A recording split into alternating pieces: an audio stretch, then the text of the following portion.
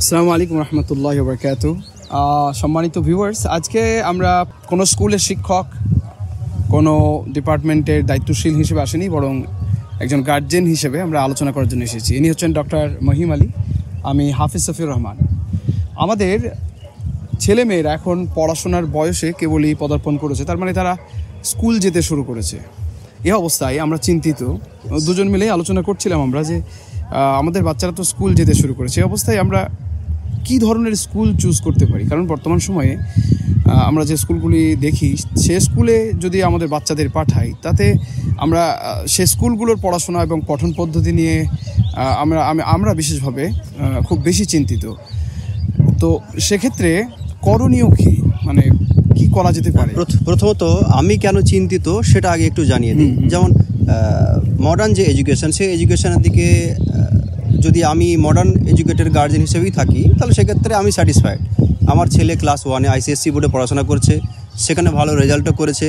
All India লেভেলের national talent search exam, olympiad exam, সেখানেতে rank করেছে। মাশাআল্লাহ। তো এই দিক থেকে আলহামদুলিল্লাহ আমার কোনো চিন্তার কারণ নেই। এক কথায় সাকসেসের যে মাপকাঠি, মানে দুনিয়ার দৃষ্টিকোণ থেকে, তাতে আমার বাচ্চা, মানে আপনার বাচ্চা ঠিকঠাক জায়গায় যাচ্ছে, ঠিক লাইনে যাচ্ছে। কিন্তু যে স্কুলে পড়াশোনা করছে, তো সেই স্কুলে নয়, আমি কোনো অল্টারনেটিভ স্কুল পাইনি। তার মধ্যে বেছে বেছে একটা স্কুলে ভর্তি করেছি, যেখানেতে স্কুলটা নতুন, আমাদের কথা শুনবে।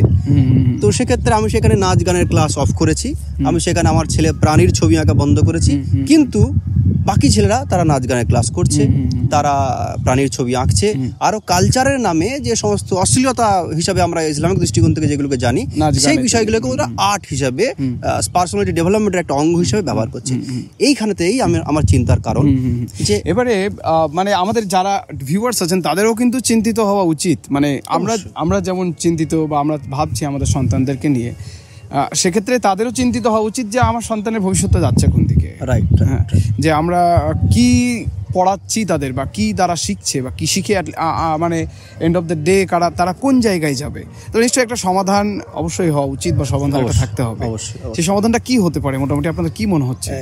আমি যেমন আমার ছেলের ক্ষেত্রে ভেবে নিয়েছি যে আমার ছেলে যেহেতু আধুনিক শিক্ষায় একটা ভালো লাইনে আছে, আলহামদুলিল্লাহ, কিন্তু যেমন ডক্টর জাকির নায়েক ভেবেছিলেন যে ভালো একটা ইংলিশ মিডিয়ামে তার ছেলেদেরকে পড়াবেন আর বাড়িতে ভালো আলিম দিয়ে তালিম দেবেন। একদম। কিন্তু তাতে হয়তো নিজের ছেলের সংশোধন হবে, নিজের ছেলেকে কোনো রকমভাবে স্বার্থপরের মতো ভালো করে যাওয়ার একটা পরিবার, কিন্তু পুরো সমাজকে আগিয়ে নিয়ে যাওয়ার যে চিন্তা ভাবনা, তাতে আমি নিজের স্বার্থপরতার একটা বহিঃপ্রকাশ দেখা। একদম। তাই আমি ভাবছি আমার ছেলের জন্য যেমন আমি চিন্তিত, একই রকম আরও অনেক গার্জেন রয়েছে যারা এখনো হয়তো এই সমস্যার তার গভীরতা উপলব্ধি করতে পারেন, হয়তো তারা মনেই করছেন না যে এটা আসলে সমস্যা। হ্যাঁ, একটা সময় পর তারা আসলে মুসলিম থাকবে না, তারা নাস্তিকে পরিণত হয়ে যাবে, তারা হিন্দুত্ববাদীতে পরিণত হয়ে যাবে, তারা অমুসলিমে পরিণত হয়ে যাবে। নামে মুসলিম থাকবে ঠিকই, তাদের দ্বারা মুসলিম সমাজের উপকার অপেক্ষা ধ্বংসাত্মক কাজ। একদম। তো সেই জন্যই আসলে শিক্ষার যে একটা পরিবর্তন তৈরি হয়েছে, মানে মানুষের মধ্যে শিক্ষার অ্যাকসেপ্টেন্স সেটা কিন্তু বেড়েছে মানুষের মধ্যে। আমরা বলতে পারি যে আমরা, মানে বাঙালিরা বিশেষভাবে, তাদের জন্য এই শিক্ষার যে পরিবর্তন, এটা ফার্স্ট জেনারেশন, মানে আমরা ফার্স্ট জেনারেশনের লোক। এখন থেকেই আমাদের যে স্কুলগুলো আশপাশে চলছে, মানে ফার্স্ট জেনারেশনের স্কুল যেগুলো আমরা চালাচ্ছি, সেখানে কি ধরনের সমস্যা আসলে আপনি বলতে চাইছেন, মানে স্পেসিফিক্যালি? যেটা যদি আমরা আবাসিক মিশন বা ইসলামিক নামে যে মিশনগুলো চলছে সেগুলোর কথাও যদি আমরা ধরি, কোনো পার্টিকুলার একটা গ্রুপ অফ মিশনকে না সিলেক্ট করে, তাতে মোর দ্যান 90% কেন 100%-এর প্রায় কাছাকাছি মিশনগুলোই নামে ইসলামিক, শুধু মুসলিম ওনার বলে। আবার নাম ইসলামিক নাম এই কারণে যে 5 বার শুধু নামাজ পড়ানো হয় বলে, এই কারণের জন্য শুধু নামটা ইসলামিক হয়ে গেছে, কিন্তু বাকি সিলেবাসের কোনো পরিবর্তন নেই। এখানেতে আমাদের যে সমাজের সংস্কারের দরকার, শিক্ষা সংস্কারের দরকার, উভয় জগতের সফলতা অর্জনের জন্য যে পাথেয় অর্জনের দরকার, সেই পাথেয় অর্জন থেকে আমরা বঞ্চিত করছি আমাদের প্রজন্মকে, একটা প্রজন্মকে ধ্বংস করে দিচ্ছি। একদম। এই কারণেই আমার ব্যক্তিগত যে অভিমত, যদি ইসলামিক শিক্ষাটা শিশু অবস্থায় তাকে দিতে পারা যায়, যেমন যদি হিফজ করানো হয়, কিন্তু হিফজ করতে করতে যদি তাকে অন্য শিক্ষা থেকে বঞ্চিত করা হয়, তাহলে এটা ভবিষ্যতে একটা সমস্যা। যেমনটি আমরা অনেক ক্ষেত্রে দেখে থাকি, যেমন ধরুন মাদ্রাসা শিক্ষা ব্যবস্থা, যেটা অল্টারনেটিভ আছে আমাদের কাছে। দুর্ভাগ্যের বিষয় হচ্ছে যে সেই মাদ্রাসা শিক্ষায় আমাদের যারা আমরা পড়াই, অনেক ক্ষেত্রে আমাদের যারা ভিউয়ার্স আছেন এবং আমরা যারা আছি, তারা ঠিকঠাক এটাকে ফার্স্ট চয়েস হিসেবে ধরে নেই না। কারণ হচ্ছে যে তারা মাদ্রাসায় পড়ছে, হাফিজের কথা যেটা আপনি বলছেন, যে আমরা হিফজ করতে দিলাম, সে হাফিজ হলো এবং তারপরে দেখা যাচ্ছে যে সে আর অন্য কোনো বিষয়ে কোনো জ্ঞানই রাখে না। এমনকি তাদের মানে প্রাথমিক যে ভাষা জ্ঞানটুকু থাকা উচিত সেইটুকু তাদের মধ্যে থাকছে না। শুধুমাত্র হাফিজকে অনেক উলামায়ে কেরাম একজন মূর্খ হিসেবে আখ্যায়িত করেছেন, অনেক উলামায়ে কেরাম। হ্যাঁ হ্যাঁ হ্যাঁ, যদি সে আলিম না হয়, তার ম্যাটেরিয়ালিস্টিক ওয়ার্ল্ডের কিছু নলেজ যদি না থাকে, তাকে মূর্খের সঙ্গে তুলনা করেছেন। হ্যাঁ, মানে আমি এখানে পার্টিকুলারলি শুধু হাফিজের কথাই বলছি না। যেমন ধরুন মাদ্রাসায় আমি দিলাম, ও ধরুন আলেম হচ্ছে, আমি মানে আমাদের যে শিক্ষা ব্যবস্থা, আমাদের বর্তমান সময়ে পশ্চিমবঙ্গ বা ভারতবর্ষের যে মাদ্রাসা শিক্ষা ব্যবস্থা, সেই শিক্ষা ব্যবস্থার দৃষ্টিকোণ থেকে বলছি যে সেইখানে যদি আলেমও হয়, একজন হাফিজ বা আলেম হয়, তাহলে সেক্ষেত্রেও তার অনেক সমস্যা বা অনেক ড্রব্যাক কিছু ক্ষেত্রে তারা ফেস করেন পৃথিবীতে চলার ক্ষেত্রে। যেমন তাদের ভাষার একটা দুর্বলতা থেকে যায়, কমিউনিকেশন একটা গ্যাপ, যেখানে গুরুত্বপূর্ণ একটা রোল প্লে করে একজন আলেমের জন্য যে তিনি তার কথাকে যে যেগুলো শিখেছেন দাওয়াতের কাজে ব্যবহার করবেন, তো সেখানে একটা কমিউনিকেশন গ্যাপের জন্য একটা সমস্যা ফেস করে।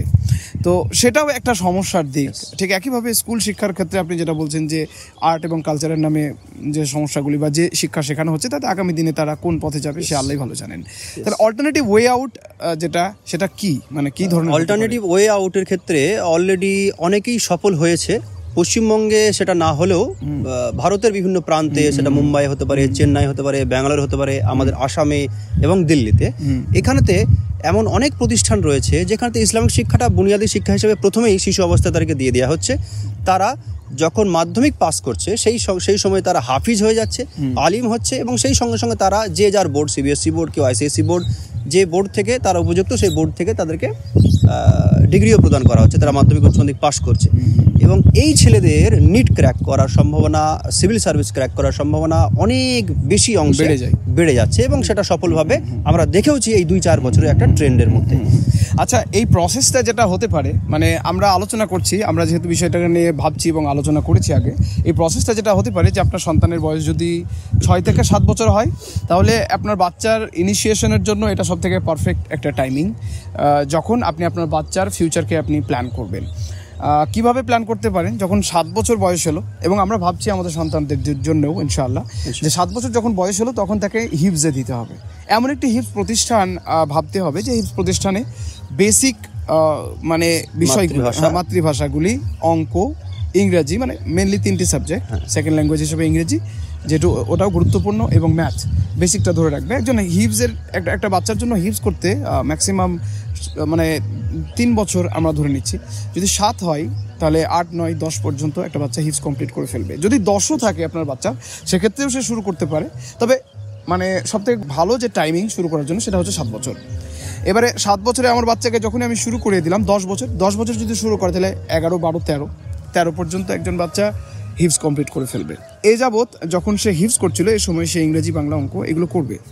এখন আমরা যেটা করতে পারি সেটা হচ্ছে সেই সময়ে তাকে মেন স্ট্রিমস, মানে যে ক্লাসগুলি, সেই ক্লাসগুলিতে আমরা দিতে পারি, সেটা সিবিএসসি হোক অথবা আইসিএসসি হোক অথবা বাংলা মিডিয়ামের কোনো স্কুল, যেখানেই হোক। তবে একজন হাফিজের জন্য প্রেফারেবল যে মিডিয়াম, সেটা অবশ্যই ইংলিশ।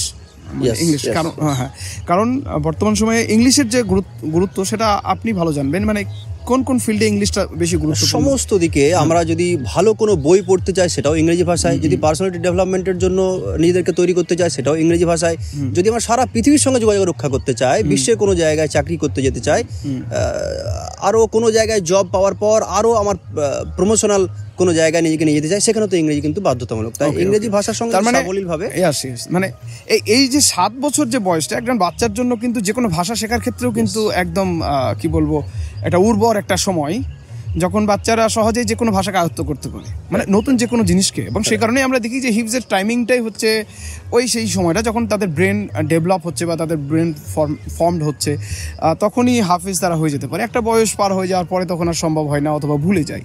তো সেক্ষেত্রে এই টাইমিংটা ঠিক বলেছেন আপনি, ইংরেজি ভাষাটা অত্যন্ত বেশি গুরুত্বপূর্ণ। এক কথায় হিফজের সঙ্গে ইংরেজিটাকে বেশি গুরুত্ব দিয়ে আমরা হিফজটাকে কমপ্লিট করিয়ে ফেললাম। অ্যান্ড দেন কি, তারপরে তারা মেন স্ট্রিম বয়স অনুযায়ী ক্লাসে অ্যাডমিট হয়ে গেল, এবং সেটাও সেই স্কুলে অ্যাডমিট হতে হবে বর্তমানে যে সিলেবাস রয়েছে। এই সিলেবাসে যদি তাদেরকে পুরোপুরি পড়ানো হয়, তাহলেও তাদেরকে হিফজ করার পরেও তাদেরকে নাস্তিকের দিকে ঠেলে দেওয়া হবে।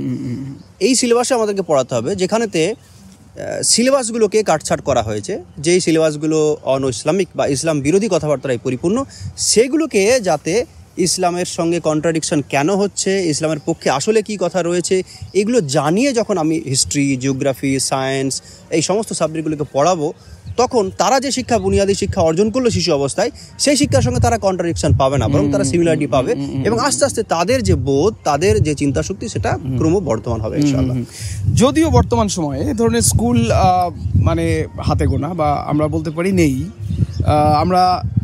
আমাদেরকে কিন্তু এই ভিডিওটা আসলে ভাবনা দেওয়ার জন্য, অথবা সেই সকল যারা স্কুল চালাচ্ছেন বা ভাবছেন না যারা স্কুল শুরু করব, বা যে কোনো পর্যায়ে আপনারা আছেন, শুরু করছেন, অবশ্যই ভাবতে হবে এই অ্যাঙ্গেল থেকে যে আমার বাচ্চাকে আমি যাতে দুটোই শেখাতে পারি, বা দুটোই জিনিস তার মধ্যে ডেভেলপ করে এবং সে দুনিয়া এবং আখিরাত উভয় স্থানেই মর্যাদা পায়। হ্যাঁ, মাধ্যমিক হয়ে যাওয়ার পরে একটা বাচ্চা সিভিল সার্ভিসে যেতে পারে, অথবা পৃথিবীর অন্য যে কোনো জায়গায় যেতে পারে। এখন সে যদি মনে করে, তার জন্য অপশন খোলা, সে যদি মনে করে যে আমি আলেম হব, মানে সে ক্লাস 3-তে যদি হিফজ শুরু করে, তাহলে 4, 5 এবং 6 পর্যন্ত সে হিফজ কমপ্লিট করে ফেলছে। মাধ্যমিক তার জন্য এখনও 7, 8, 9, 10 মানে প্রায় 4 বছর বাকি। মানে 4 বছর একটা বাচ্চার জন্য মোর দেন এনাফ আমি মনে করি, যে সে তার প্রিপারেশনের জন্য। অবশ্যই একজন হাফিজের জন্য এটা একটা ইজি ব্যাপার, যে সে 1 মাসের একটা স্পেশাল ক্লাস যদি সে নেয়। অন্যদের ক্ষেত্রে হয়তো 4 বছরটা অনেক টাফ হয়ে যায়, কিন্তু একজন হাফিজের ক্ষেত্রে কোনো ব্যাপার না, অনেক সহজ, একদম কোনো ব্যাপার না। আর 1 মাস যদি ওই বাচ্চাটাকে মেইন স্ট্রিমে আনার জন্য আমরা চেষ্টা করি, 3, 4, 5-এ ভর্তি হচ্ছে, হয়তো 5-এর ম্যাথ ওকে সমস্যা হচ্ছে, অথবা অন্য কোনো জায়গায় সমস্যা হচ্ছে, 1 মাসের একটা স্পেশাল ক্লাস, সে আবার মেইন স্ট্রিমে অন্য বাচ্চাদের থেকে ভালো পারফর্ম করবে। এবং এটা পরীক্ষিত, আমরা দেখেছি, এটা পরীক্ষিত, হ্যাঁ এটা প্রুফড যে এটা পরীক্ষিত, তারা ভালো রেজাল্ট করবে। এবং আপনি মাধ্যমিক দেওয়ার পরে দেন আপনি চুজ করতে পারেন যে আপনার বাচ্চা কোন দিকে তার ন্যাক। মানে ব্যাপারটা হচ্ছে স্পেশালাইজেশনের যুগ এখন। আমরা এটা বলতে পারি না যে সে আলেমও হবে এবং তার সঙ্গে সঙ্গে অন্য বিষয়ও হবে। হ্যাঁ, ইসলামের বেসিক নিয়মগুলো জানা একটা মুসলমানের জন্য ফরজে আইন, কিন্তু আলেম হওয়াটা ফরজে কিফায়া। ঠিক একইভাবে সায়েন্টিস্ট হওয়াটাও ফরজে কিফায়া। এখন আপনি 100% আলেম এবং 100% সায়েন্টিস্ট আমার বাচ্চাকে আমি করতে পারবো না, তাহলে স্পেশালাইজেশনের একটা জায়গা আছে। মাধ্যমিকের পরে দেন আমরা আমার বাচ্চাদের জন্য চুজ করতে পারি ইদার তারা আলেম বা ভালো এই হাদিস বিশারদ, যেমন ফিকহ শাস্ত্রে অথবা হাদিস শাস্ত্রের দিকে যাবে, মদিনা ইউনিভার্সিটি সহ পৃথিবীর অন্যান্য মুসলিম কান্ট্রিতে ভালো ভালো যে ইউনিভার্সিটি আছে সেই ইউনিভার্সিটিতে পড়াশোনা করতে পারে, অথবা সে এই দুনিয়াবি ফিল্ডে ভালো কোনো জায়গায় চাকরি বাকরি ইত্যাদি করতে পারে। তাহলে সেক্ষেত্রে তার বেস যেহেতু মজবুত হয়ে থাকছে, এখানে ইসলামিক শিক্ষা তার মধ্যে ডেভেলপ থাকছে, সে কারণে সে বিপদে যাওয়ার সম্ভাবনাটা অনেকটাই কমে যাবে। আসলে এই যে combination of modern education as well as Islamic education, এটা আজকে আমরা ভাবতে বাধ্য হচ্ছে। আসলে শিক্ষা তো এই পৃথকীকরণ ছিল না, একদমই সেটা আমরা করে নিয়েছি। এখন আমাদের নতুন করে দুটো শিক্ষার কম্বিনেশন করতে হচ্ছে, এবং এই কম্বিনেশনটা এই কারণেই দরকার, আমাদের মুসলিম আইনজীবী দরকার, মুসলিম ডাক্তার দরকার, মুসলিম প্রফেসর দরকার, মুসলিম ইঞ্জিনিয়ার দরকার। যেমন উলামায়ে কেরামরা এত দিনই খিদমত করছেন, তার সঙ্গে সঙ্গে অনেকগুলো ফিল্ড কিন্তু ফাঁকা রয়ে গিয়েছে। এই জায়গাগুলোই মুসলিমদের দরকার। একদম। এখন একটা জিনিস এখানে আমার মাথায় এলো, তো আমি দেখলাম যে মুসলিমদের যে পার্টিসিপেশন বিভিন্ন জায়গায় কেন দরকার, এবং আমি মুসলিম বলতে গেলে সেই সোকল নাম কেউ আসতে মুসলমানের কথা বলছি, প্র্যাকটিসিং মুসলিম, তাদের বিশাল অভাব। আমি কিছুদিন আগে একটা স্কুলে, আমি এর আগে বলেওছি আমাদের অডিয়েন্সদের, যে একটা স্কুলে একটা প্রোগ্রামে ছিলাম, তো একজন ডিএসপি অফিসার তিনি এলেন, তিনি মুসলমান।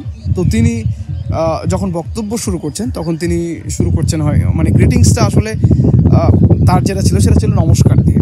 সব মুসলিম অডিয়েন্সের সামনে মুসলিমের, হ্যাঁ 90%, 95% মুসলমান, শিক্ষক মুসলমান, স্কুল মুসলমান এবং সমস্ত কিছু মুসলিম থাকা সত্ত্বেও নমস্কার।